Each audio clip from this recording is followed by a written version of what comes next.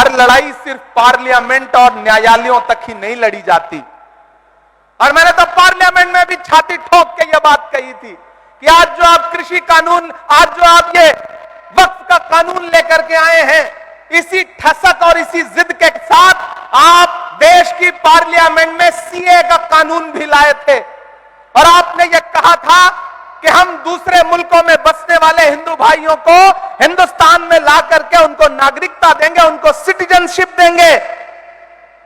लेकिन मैंने उनकी पोल खोलते हुए यह बात कही थी कि पिछले 10 साल में 2000 हिंदू भाई भी आपसे नागरिकता मांगने के लिए नहीं आए। इसके उलट 15 लाख हिंदुस्तानियों ने पिछले 10 साल में हिंदुस्तान की सिटीजनशिप छोड़ दी, दूसरे मुल्कों में जाकर के बस गए। यह अंजाम हुआ है उस कानून का। ऐसे ही कृषि कानून लेकर के आए थे, उसके फायदे गिनवाए थे पूरे मुल्क को उन्होंने। लेकिन आपको याद होगा, मैं सलाम करूंगा अपने देश के किसानों को कि उन्होंने दिल्ली की सरहद पर आकर के अपने तंबू गाड़ दिए।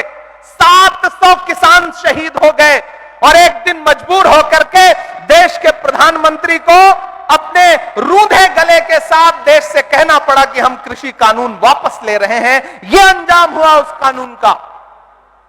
तो आप ये मत समझिए कि देश की पार्लियामेंट में कानून उन्होंने पास कर दिया तो अब आप खामोश होकर बैठ जाएंगे। नहीं, देश का आईन आपको ताकत देता है, आपको इजाजत देता है और आपसे कहता है कि अगर कोई कानून आवाम के खिलाफ है तो उस पर बात होनी चाहिए, एहतजाज होना चाहिए। और मुझे खुशी है कि पूरे मुल्क का मुसलमान एहतजाज कर रहा है और यह कह रहा है कि हम इस लड़ाई को छोड़ेंगे नहीं, इस लड़ाई को लड़ते रहेंगे। क्योंकि हम करें बात दलीलों से तो रद्द होती है, हम करें बात दलीलों से तो रद्द होती है। उनके होठों की खामोशी भी सनद होती है। कुछ न कहने से भी छिन जाता है एजाज़े सुखन, जुल्म सहने से भी जालिम की मदद होती है। यह जुल्म सहना नहीं है, इसके खिलाफ आवाज उठानी है। क्योंकि इसी जमीन में जो खुददारी बोई है मौलाना अबुल कलाम आजाद ने, मैं आज रास्ते में आ रहा था तो मैं दिल्ली के जामा मस्जिद में 1947 में उनका दिया गया भाषण, उनकी तकरीर पढ़ रहा था। तो मुझे लगा कि जब मैं वहां खड़ा होऊंगा तो मैं दोनों को कैसे एक दूसरे से कनेक्ट करूं। 1947 में दिल्ली की जामा मस्जिद की सीढ़ियों पे मौलाना आजाद की तकरीर, और 3.5 साल यहां नजरबंद रहते हुए उन्होंने जो सोचा, जो लिखा, शायद दोनों बहुत एक दूसरे से कनेक्ट करते हैं। और आज तो बारिश भी हुई है। उन्होंने उस वक्त कहा था तकरीर करते हुए कि अजीजों, अपने दिलों को मजबूत बनाओ, अपने दिलों को मजबूत बनाओ और अपने दिमागों में सोचने की आदत डालो। फिर देखो ये फैसले तुम्हारे लिए कितने फायदेमंद होंगे। ये देखो, मस्जिद के मीनारे तुमसे उचक उचक कर सवाल कर रहे हैं कि तुमने अपने तारीख के सफात को कहां गुम कर दिया है। अभी कल की ही बात है कि यही जमुना के किनारे तुम्हारे काफिलों ने वजू किया था और आज तुम हो कि यहां रहते हुए खौफ महसूस करते हो। अजीजों, अपने अंदर एक बुनियादी तब्दीली पैदा करो। तुम्हारा खौफ बेजा है। मुसलमान और बुजदिली एक जगह जमा नहीं हो सकता। सच्चे मुसलमान को कोई ताकत हिला नहीं सकती है, न कोई खौफ डरा सकता है। चंद इंसानी चेहरों के गायब हो जाने से डरो मत। अजीजों, तब्दीलियों के साथ चलो। यह ना कहो कि इसके लिए तैयार नहीं थे, बल्कि तैयार हो जाओ। सितारे टूट गए हैं लेकिन सूरज तो चमक रहा है, उससे किरण मांग लो और उन अंधेरी राहों में बिछा दो जहां उजालों की सख्त जरूरत है। मैं तुम्हें यह नहीं कहता कि तुम हाकिमाना इक्तिदार के मदरसे से वफादारी का सर्टिफिकेट हासिल करो। मैं कहता हूं कि जो उजले नक्शो निगार तुम्हें इस हिंदुस्तान में माजी की यादगार के तौर पर नजर आ रहे हैं। उन्हें तुम्हारा ही काफिला लाया था, उन्हें भुलाओ नहीं, उन्हें छोड़ो नहीं, उनके वारिस बनकर रहो। समझ लो तुम भागने के लिए तैयार नहीं तो फिर कोई ताकत तुम्हें नहीं भगा सकती है। आओ अहद करो कि यह मुल्क हमारा है, आओ अहद करो कि यह मुल्क हमारा है। हम इसके लिए हैं और इसकी तकदीर के बुनियादी फैसले हमारी आवाज के बगैर अधूरे रहेंगे।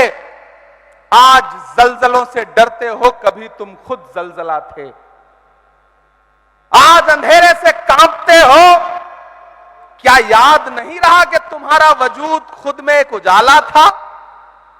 ये बादलों ने मैला पानी क्या बरसाया कि तुमने भीग जाने के डर से पायजामे ऊपर चढ़ा लिए? वो तुम्हारे ही इस्लाफ थे जो समुंदरों में उतर गए, पहाड़ों की छातियों को रौंद डाला। आंधियां आई तो उनसे कह दिया कि तुम्हारा रास्ता ये नहीं है। ये ईमान से भटकने की बात है कि शहंशाहों के गिरेबान से खेलने वाले आज खुद अपने गिरेबान से खेलने लगे हैं। अजीजों, मेरे पास कोई नया नुस्खा नहीं है, वही 1400 बरस पुराना नुस्खा है, वो नुस्खा जिसको कायनात का मोहसिन लेके आया था। ये वो तकरीर है जो 1947 में जामा मस्जिद की सीढ़ियों पे खड़े होकर मौलाना आजाद ने दी थी। मैं रांची में खड़ा था तो मुझे लगा कि इसे दोहराना जरूरी है। आप डरिए मत। एक लड़ाई पार्लियामेंट में, एक लड़ाई अदालत में, तो एक लड़ाई जमीन पर। आपकी इबादत गाहों के खिलाफ, आपकी दर्सगाहों के खिलाफ, आपके कब्रिस्तानों के खिलाफ कोई हाथ बढ़ता है तो आगे बढ़कर के उस पंजे से पंजा लड़ाओ और कहो कि हम इसके मुहाफिज हैं। हम अपने पुरखों की, अपने अजदाद की दान की हुई जमीनें, वक्फ की हुई जमीनें लूटने नहीं देंगे। हुकूमत कह रही है कि वो पसमानदा के हुकूक के लिए इस वक्फ में अलग से प्राविधान करेगी। मैंने तो पार्लियामेंट में भी कहा था कि बुनकरों के उद्योग को बर्बाद करने वाली ये सरकार, चाहे वो मालेगांव हो, चाहे भिवंडी हो, चाहे इचलकरंजी हो, चाहे बनारस हो, चाहे मऊ हो, चाहे मुबारकपुर हो, चाहे रांची हो, पूरे मुल्क में जो बुनकरों के हाथ में कारोबार था कि अपने हाथों के हुनर से वो लोगों के जिस्मों के लिए लिबास बनाते थे, उस पूरे रोजगार को बर्बाद कर दिया गया। मैं तो नरेंद्र मोदी जी से कहना चाहता हूं कि ये बुनकर जो हैं, ये भी तो पसमानदा समाज से आते हैं। अगर आप पसमानदा समाज की भलाई चाहते हैं तो जो इनकी सब्सिडी थी उसको बहाल करिए। आप कहते हैं कि आप मुस्लिम बहनों के हुकूक के लिए कानून लेकर के आए हैं और वक्फ में आप मुस्लिम बहनों को हिस्सा देंगे। नरेंद्र मोदी जी, हमें गुजरात की बेटी बिल्किस याद है। जब आप दिल्ली के लाल किले पर खड़े होकर के 15 अगस्त को इस देश में महिला सशक्तिकरण पे भाषण दे रहे थे तो उसके महज 2.5 घंटे के बाद आपके गृह राज्य गुजरात में न सिर्फ बिल्किस के बलात्कारी रिहा किए जा रहे थे, बल्कि उनको आपकी पार्टी के नेता मालाएं पहना के उनका इस्तकबाल कर रहे थे। और आप बात करते हैं मुस्लिम बहनों के हुकूक की। ये कहानी किसी और को सुनाइएगा नरेंद्र मोदी साहब। हम समझते हैं इस खेल को, हमारी नई नस्लें समझती हैं इस खेल को। ये लड़ाई जारी रहनी चाहिए। रांची वालों, एक बात याद रखना कि जब वक्त पे कोई लड़ाई लड़ी जाती है तो जीत उसमें यकीनन हमारी होती है। वक्त की अहमियत को समझना पड़ेगा। जो अखबार सुबह 5 रुपए का एक बिकता है, शाम होते होते वही 5 रुपए का 1 किलो मिलता है। वक्त की अहमियत को समझना पड़ेगा। खामोश मत होइएगा, डरिएगा मत, क्योंकि जब तक शेर अपनी कहानियां खुद लिखना नहीं सीखेंगे तब तक अपनी कहानियों में शिकारी खुद को महान बताते रहेंगे। हर प्लेटफॉर्म पे आवाज उठाइए, आवाजें बुलंद बोलिए। इस देश के सिख भाई, इस देश के आदिवासी भाई, इस देश के दलित भाई, इस देश के पिछड़े और इस देश के अमन पसंद फॉरवर्ड क्लास के लोग भी आपके साथ हैं। वो इस लड़ाई में आपकी बाट जोड़ रहे हैं और आपका साथ देने के लिए तैयार हैं। और मैं जिस पार्टी से आता हूं उसका माइनॉरिटी डिपार्टमेंट का नेशनल चेयरमैन होने की हैसियत से भी कह रहा हूं कि आने वाले दिनों में जब भी सरकार बदलेगी, मैं यकीन दिलाता हूं आप सारे लोगों को कि पहली फुर्सत में जब भी हुकूमत बदलेगी, ये जो भी आईन के खिलाफ जाकर के अमेंडमेंट लाए हैं, इसको एक झटके में फिर उसी संसद के जरिए बदलने का काम इंडिया गठबंधन करेगा, कांग्रेस पार्टी करेगी, ये हम आपको भरोसा दिलाते हैं। इसलिए बिल्कुल मायूस मत होइए, मायूसी कुफ्र है। हम लड़ेंगे, अपनी जमीनों की हिफाजत करेंगे, अपनी दरसगाहों की हिफाजत करेंगे, अपनी खानकाहों की हिफाजत करेंगे, अपने कब्रिस्तानों की हिफाजत करेंगे। कोई हुकूमत, कोई सरकार हमसे छीन नहीं सकती। और अभी हफीजुल भाई ने तो भरोसा भी दिलाया, यहां के चीफ मिनिस्टर साहब भी, हेमंत सोरेन साहब भी इस चीज को लेकर के संजीदा हैं। तो कम से कम कर्नाटक हो, तेलंगाना हो, झारखंड हो, ऐसे कई सूबे हैं जहां भाजपा की नफरत वाली सोच के बरक्स एक नई सेकुलर सोच खड़ी है, जो उनके किसी भी कानून के खिलाफ, जो कानून अवाम के हक में नहीं है, उसको अपने यहां इंप्लीमेंट नहीं होने देगी। ये हम आपको भरोसा दिलाते हैं। आपने बहुत लंबी तकरीरें सुनी है, बहुत ज्यादा बात नहीं करनी है। बस आपका इस बात के लिए शुक्रिया अदा करना है कि आप इस बारिश में भी हजारों की तादाद में यहां इकट्ठे हुए हैं। कोई आंधी, कोई तूफान, कोई बारिश अगर आपको रोक नहीं पा रहा है, तो फिर ये आपका जज्बा ही हमारी ताकत है। ये जो हमारे मुस्लिम पर्सनल बोर्ड के जो तमाम बुजुर्ग बैठे हैं, ये आपके हौसले की बुनियाद पर लड़ रहे हैं। इन्होंने अपनी उम्र जी ली है, लेकिन ये अपने आने वाले मुस्तकबिल के लिए लड़ रहे हैं, अपने नए नस्ल के बच्चों के लिए लड़ रहे हैं। यहां मौजूद एक एक शख्स हमारे इन बुजुर्गों के हौसले के लिए, इनके लिए दुआ के लिए एक एक हाथ उठा करके, ताली बजा करके इनको एहसास दिलाए कि कौम की नई नस्ल आपके साथ खड़ी है। आप पूरे मुल्क में इस आंदोलन की अलख जगा के रखिए, इंकलाब बर्पा करके रखिए। इंशाअल्लाह नई नस्ल आपको जब भी जरूरत होगी, बदन में जो भी लहू है तेरी अमानत है, जहां जहां हो जरूरत वसूल कर लेना। हम सारे लोग किसी कुर्बानी से पीछे नहीं हटेंगे। किसानों ने 700 जानें कुर्बान की, लेकिन हुकूमत को झुकने पे मजबूर कर दिया। तो हम तो सरकार से कहना चाहते हैं कि तुझको कितनों का लहू चाहिए अर्ज़े वतन, कितनी आहों से कलेजा तेरा ठंडा होगा। अगर आपके कलेजे की ठंडक के लिए आपको कुर्बानियों की दरकार है, तो मैंने पार्लियामेंट में भी कहा था और यहां भी कह रहा हूं कि उनसे 2 कदम आगे ये इमरान खड़ा मिलेगा। अगर आपको कुर्बानियों की दरकार है तो आप लीजिए। और हमने अभी दिखाया,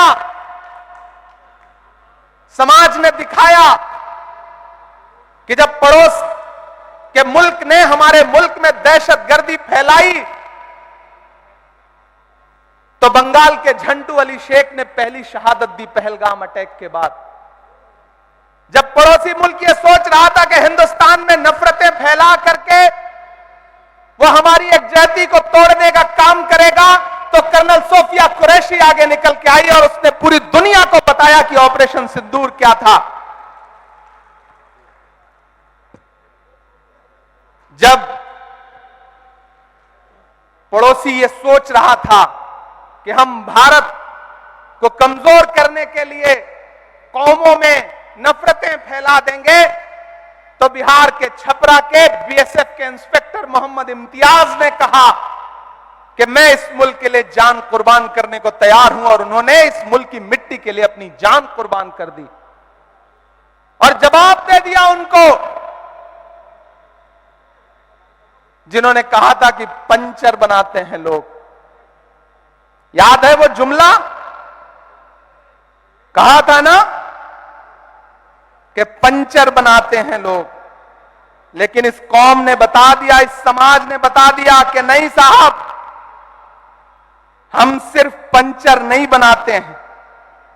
मैंने तो एक शेर कहा उस दौरान कि ये किसने कह दिया तुमसे कि बस पंचर बनाते हैं, ये किसने कह दिया तुमसे कि बस पंचर बनाते हैं, वतन पे हंस के जो कट जाएं ऐसे सर बनाते हैं। वो चाहे ब्रिगेडियर उस्मान हो या वीर अब्दुल हमीद हो, जब भी आपको जरूरत पड़ी है हम 2 कदम आगे खड़े मिले, तो हम यहां से खड़े होकर इस सरकार से यह कहना भी चाहते हैं कि इतना जुल्म मत करिए। ये बड़े भोले भाले लोग हैं, खुदा ने इनके हाथों में हुनर दिया है, अपने हाथों के हुनर की बुनियाद पर अपने लिए 2 रोजी और रोटी का जुगाड़ करते हैं, मेहनत करते हैं, कमाते हैं। इनको कम से कम सुकून से मस्जिदों में इबादत करने दीजिए, खानकाहों में बैठने दीजिए, दर्सगाहों में पढ़ने दीजिए और सुकून से कब्रों में सोने दीजिए। हमारी कब्रों पे बुलडोजर मत चलाइए। हम आपसे ये मुतालिबा करते हैं और हमें डराइए मत। मत समझना डराने से डर जाएंगे, अब के सारी हदों से गुजर जाएंगे। मत समझना डराने से डर जाएंगे, अब के सारी हदों से गुजर जाएंगे। मौत के नाम का खौफ देता है क्यों? मौत जिस रोज आएगी मर जाएंगे।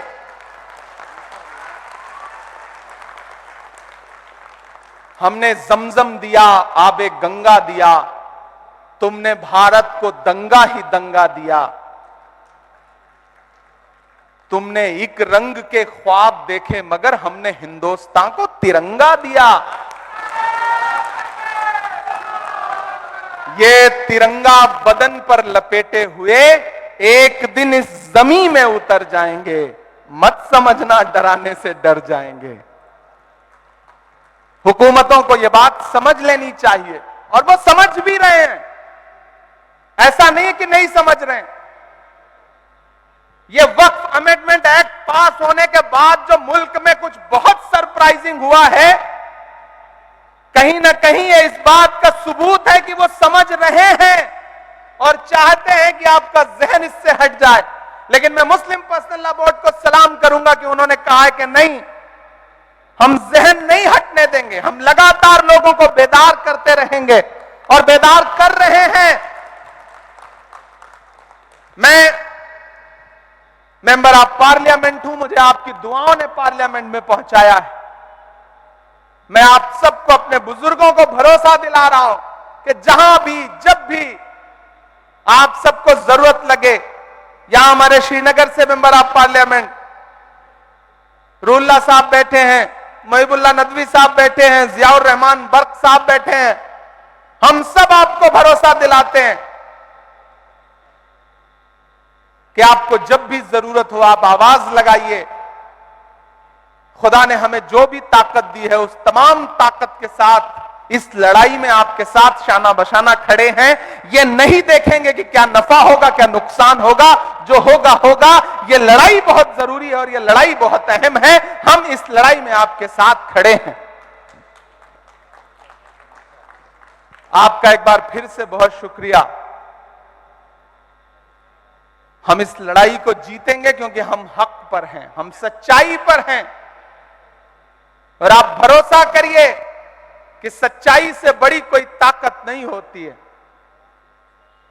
बीच में आपको याद होगा कि जो छोटी छोटी पॉलिटिकल पार्टियां हैं जो आजकल भाजपा के इशारे पे कुछ भी करने को तैयार हैं, उनके सहयोगी बन के घूम रहे हैं, वो मीडिया में बाइट दे रहे थे कि नहीं नहीं, वक्फ के बिल से कोई नुकसान नहीं होगा, हम मुसलमानों को भरोसा दिला रहे हैं। कौन दिला रहा था? चिराग पासवान दिला रहे थे। कौन दिला रहा था? जयंत चौधरी दिला रहे थे। कौन दिला रहा था? नीतीश कुमार दिला रहे थे। कौन दिला रहा था? अजीत पवार दिला रहे थे। कौन दिला रहा था? चंद्रबाबू नायडू जी दिला रहे थे। तो मैं तो उन सब से कहना चाहता हूं कि कलम से और न सियाही से बात करना है, कलम से और न सियाही से बात करना है, वजीर से न सिपाही से बात करना है। हमारे बीच में दरबारियों को मत भेजो, हमें तो जिल्ले इलाही से बात करना है।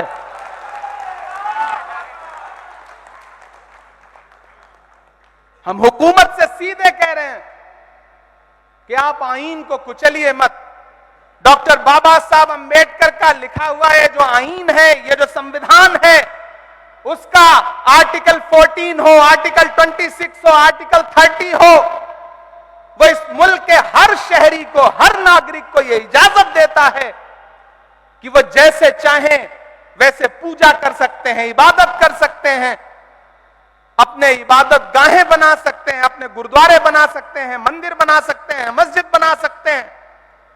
आप उस आईन को पामाल कर रहे हैं। नरेंद्र मोदी जी की बड़ी एक ऐसी बात आपको बताता हूं कि आपको लगेगा कि हां यह भी एक पहलू है।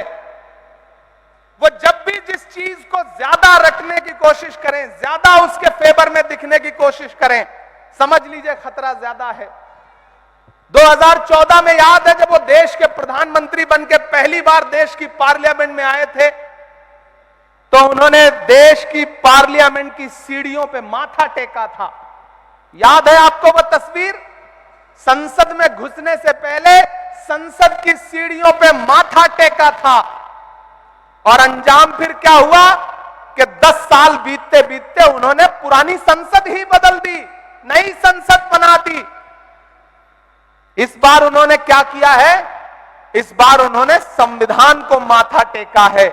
इसलिए खतरा बहुत बढ़ गया है। ये जो एक्ट ला रहे हैं, दरअसल ये संविधान को बदलने की साजिशें हैं। और उनके तमाम नेता हो, चाहे लल्लू सिंह हो, चाहे अनंत हेगड़े हो, चाहे दिया मिर्धा हो, चाहे अरुण गोविल हो, उन्होंने चुनावी नारों में कहा है कि हम संविधान बदलेंगे, हमें 400 सीटें दीजिए। वो तो भला हो इस देश के अमन पसंद लोगों का कि उन्होंने 400 पार का नारा लगाने वालों को 240 पे लाके अटका दिया। उनको हुकूमत चलाने के लिए 2 बैसाखियों की जरूरत पड़ी, एक नीतीश बाबू की, एक चंद्र बाबू की। एक भी बैसाखी हटकी, सरकार की सांस अटकी।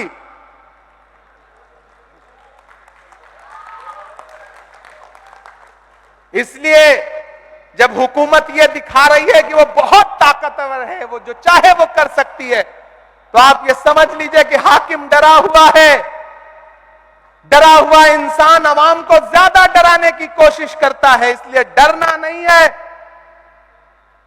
बिल्कुल डरना नहीं है। हुकूमत की आंख से आंख मिला के कहना है कि मैं ये नहीं कहता कि मेरा सर न मिलेगा, मैं ये नहीं कहता कि मेरा सर न मिलेगा, लेकिन मेरी आंखों में तुझे डर न मिलेगा। पूरी दुनिया में उथल पुथल मची है, पूरी दुनिया में उथल पुथल मची है। इसलिए अपना किरदार दुरुस्त करो, दुआओं की सदाएं बुलंद करो, हक पर रहो। जो हक पे होगा उस हक के रास्ते में बड़ी ताकत है।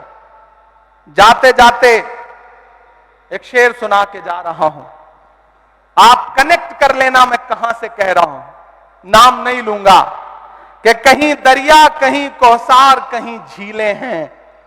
रांची वालों,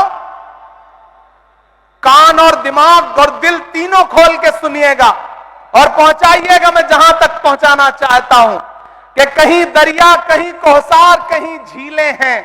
मैं अभी यहीं बैठा था तो बड़ा जिक्र हुआ, हमारे चिश्ती साहब बोल रहे थे तो उन्होंने जिक्र किया। बैठे बैठे ये मिसरे हुए कि कहीं दरिया, कहीं कौसार, कहीं झीलें हैं। ऐ मेरे रब तेरे होने की ये तफसीलें हैं।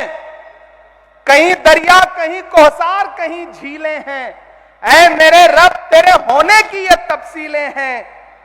जालिमों पर जो बरसती हुई देखी हमने, तैयार रहना, जालिमों पर जो बरसती हुई देखी हमने, ये मिसाइल नहीं है, ये तो अबाबीलें हैं। शुक्रिया।